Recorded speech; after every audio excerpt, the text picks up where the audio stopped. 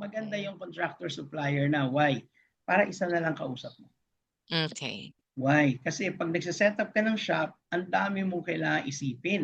Di ba? Lalo na kung first Mm. timer ka, ang dami mong kailangang i-set up na processes, procedure, Mhm. nag-hire ka pa, Mhm. nagte-train ka pa, nag-aaral ka pa, and all of that, di ba? So, ang sakit sa ulo, if ikaw pa rin yung mag-aasikaso ng construction, Mhm. bibili ng materials, mag-i-inspect Mm. ng labor, etc. etc. No? So, mas maganda may isang kausap ka na lang. So, ang Mhm. hahanapin mo yung meron ng experience at makakapagbigay sa iyo ng reference. No?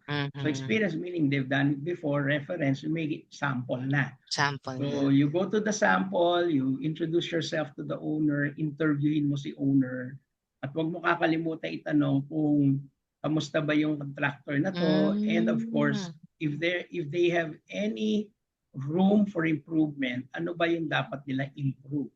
Huwag mo Mhm. kakalimutan yung question na yun para malalaman mo dun sa reference nila kung ano yung weakness nila.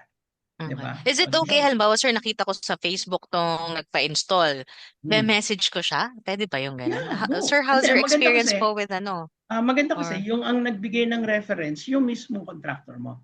So, when they give you, sabihan mo mm, kanya, may nakita kang contractor, kinausap ko sila, mm, sabi mo, bigyan mo nga ako ng references mo.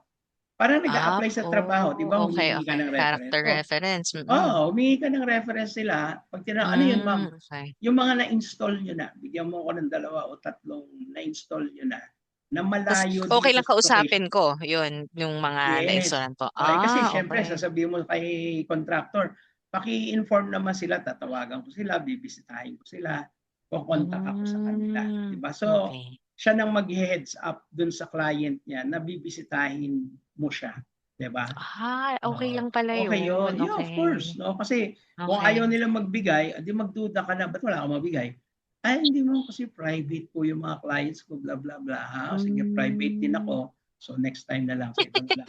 Hindi, totoo, I'm not kidding. Kasi Yes, totoo yes. na pag hindi I ka nila haven't thought magbigyan of ng that. reference, di Oo. ba? Hindi sila Mm. proud sa mga nagawa na nila, May eh, something, bakit? oo. There's something, di Mm. ba? O, so ano na yon, telltale indicator na yon na they're not Mm. good contractor suppliers, di ba? But if they're open to, sige ma'am, tawagan mo to, itong number niya, itong pangalan Mm. niya, inform ko siya, tatawag kayo, ganyan. Mas gusto ko yon. Ibig sabihin, open siya, willing siya to be Mhm. tested. So, Oh, okay. testingin mo. Transparent din. Mm. Okay. Okay, sir. Noted. Next.